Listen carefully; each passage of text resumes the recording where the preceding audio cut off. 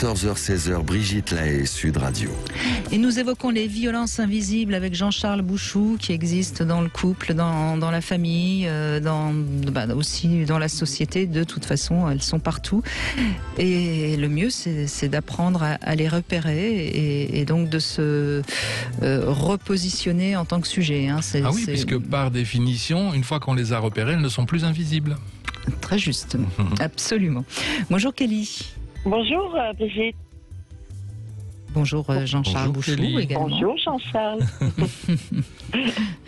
Alors Kelly, vous avez subi de la violence en entreprise, Alors, je crois. Non, moi personnellement non, puisque moi j'étais cadre, mais c'est ce que j'expliquais hors antenne. En fait, j'étais dans un groupe où il y avait plus de 600 vendeurs commerciaux et donc toujours on va dire avec des réunions très très intenses et très où il y avait ce management un peu à l'américaine, avec beaucoup de mépris et beaucoup d'insultes entre guillemets, donc je considérais que c'était de la maltraitance invisible, justement parce que les gens qui sortent de là, bon évidemment quand ils sont en réunion ils ne font pas ils ne disent rien, mais je pense que c'était plus destructeur que constructif. Ben, bien sûr. Donc je mettais un point d'honneur à faire différemment. Et c'était pas toujours bien vu par la direction parce que on est toujours à la quête du challenge, du chiffre d'affaires, voyez, enfin. Et donc c'était vraiment des méthodes très très très dures. Et donc là encore, comme vous étiez présente et que donc vous assistiez, quelque part c'était une violence invisible. C'était pas une violence contre vous, mais non, c'est pas contre moi. Vous voulez parler de violence inhérente au système. Voilà, parce qu'il y a les violences invisibles que certains mettent consciemment ou inconsciemment, je ne sais pas, en place contre nous. C'est important de les repérer pour pouvoir y échapper. Mais il existe aussi des violences invisibles qui sont naturelles. Imaginez, vous travaillez dans un milieu bruyant. Vous vous en rendez pas compte, au bout d'un moment, vous allez mal. C'est important d'arriver à prendre conscience du bruit ambiant et de voir s'il existe des solutions comme mettre un casque assourdissant, par exemple. C'est une violence, le bruit, en fin de compte. Et le métier de commercial, évidemment, c'est quelque chose de très violent. Vous avez un chiffre d'affaires à faire. Vous vous battez pendant tout le mois pour arriver à un chiffre d'affaires. Le 31, vous êtes content. Le 1er, on remet les compteurs à zéro. Il faut recommencer à nouveau. Évidemment, c'est violent. Mais ce dont je parle beaucoup dans le livre sont les violences invisibles que certains mettent en place volontairement. D'accord. Voilà. Donc, ce que vous dites, ça peut s'appeler le management à l'américaine, hein. C'est ça. Et c'était très violent dans les mots parce que parfois des insultes, l'utilisation du groupe pour descendre quelqu'un qui n'a pas réalisé son chiffre, vous voyez. Donc avec l'effet de groupe, évidemment la personne, j'imagine, ressort de là complètement détruite au lieu d'avoir construit quelque chose. Et ce qui est terrible en plus, c'est qu'on sait très bien aujourd'hui que ça ne marche pas. Cette manière de diriger, ce management ne marche pas. Donc c'est ça que je comprends pas, pourquoi ça continue. Alors qu'on sait très bien que ça marche beaucoup mieux d'encourager les gens, de les féliciter. Bien sûr. Parce que la CNV dont parlait le monsieur, la communication non violente, tout à l'heure. Mais c'est intéressant. Puis c'est intéressant aussi de se pencher sur les victimes collatérales. Moi, c'est un commercial justement qui m'avait donné cet exemple. Et un matin, lors d'une réunion entre commerciaux, c'était que des hommes et il y avait une femme. Et à un moment donné, le chef de service qui animait la réunion se tourne vers la femme et dit et vous là-bas la pétasse, je crois. Et là, la moitié du groupe éclate de rire et l'autre moitié du groupe baisse les yeux. Personne n'a pris parti pour elle, sauf celui que je connaissais, qui n'a même pas osé pendant la réunion, mais qui ensuite est allé voir le chef de service, qui l'a insulté, puis qui s'est fait virer.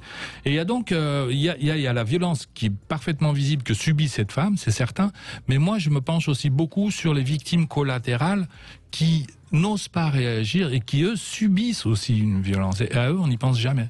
Oui, et j'imagine que certains ont dû ressortir de cette réunion avec un peu de culpabilité ou de honte, parce qu'ils n'ont pas osé prendre la défense de cette pauvre femme. Ça, c'est une sacrée violence. Hein. J'étais dans ce milieu-là, moi, avec beaucoup d'hommes, pour une majorité d'ailleurs, et c'est vrai qu'il y a un côté aussi un peu misogyne et macho qui ressort beaucoup. Ouais. Mais voilà. Mais pas de tous. Mais non, pas de tous, heureusement, mais quand même, j'ai envie de dire. Il y a ceux qui mettent en place une violence bien visible, mais il y a ceux aussi qui n'osent pas réagir et qui la subissent au même titre que les femmes. On parlait de féminisme hors antenne tout à l'heure. Les agressions de certains hommes sur les femmes, c'est une violence faite aux femmes, on est d'accord, mais c'est aussi une violence faite aux hommes qui ont honte de voir comment certains osent se comporter. Tout à fait. Et ce qui est intéressant dans ce que vous venez de dire, puisqu'on est quand même dans un sujet qui concerne beaucoup cette émission, Jean-Charles Bouchoux, c'est que moi, je n'ai plus autour de moi aucun de mes invités hommes qui osent dire certaines choses par rapport aux relations hommes-femmes.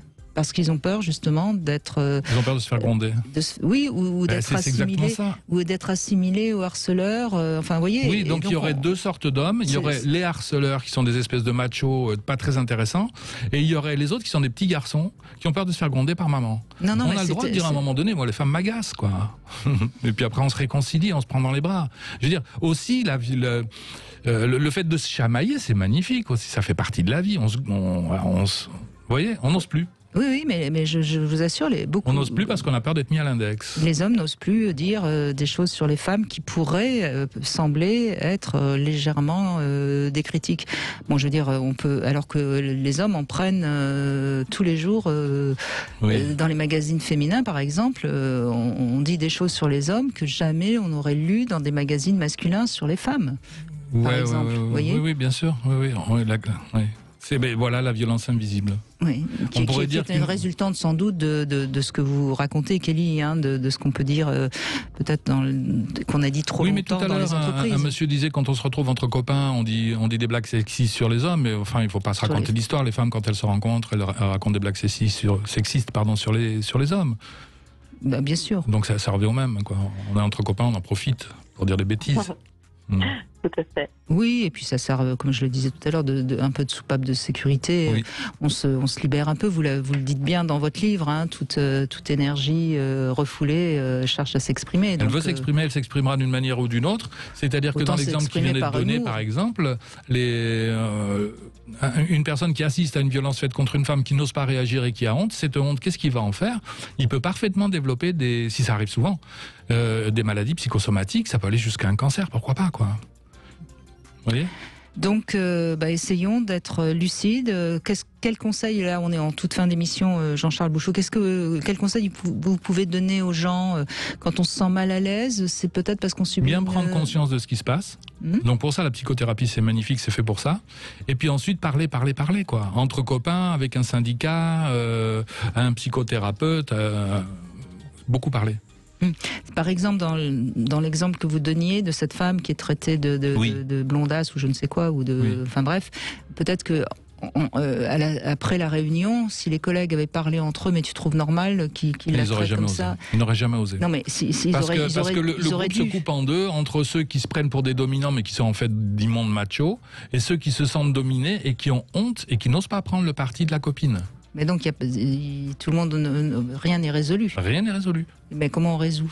En écrivant des livres, moi, la personne est venue m'en parler, j'ai pu rencontrer la dame aussi, il y a eu des grandes discussions qui sont faites autour de ça, et je l'ai écrit dans certains de mes livres, et ça leur a fait très très plaisir. Donc c'est pouvoir s'exprimer, pouvoir dire les choses. Vous avez des syndicats qui sont faits pour ça normalement, s'ils font bien leur travail. Bon, Kelly, ça vous a fait du bien d'en parler ? Oui. Et puis moi, en tant que cadre, justement, moi, je mettais un point d'honneur à faire l'inverse. Et en tant que femme aussi, parce que du coup, je me rendais compte que les gens se rangeaient beaucoup derrière moi. Et surtout des hommes, comme vous dites, qui n'osent pas dire les choses, se rangeaient un peu derrière moi pour être, entre guillemets, protégés de tout ça. Donc voilà, et c'est vrai que c'est pas facile de faire sa place et en tant que femme et en tant que cadre et lutter contre ces méthodes-là qui, comme vous l'avez dit, ne marchent pas et je ne sais même pas pourquoi ça existe encore. Mais pourtant ça existe encore. Mais enfin bon, ça bouge aussi quand même dans ce monde-là, Kelly, soyons positifs.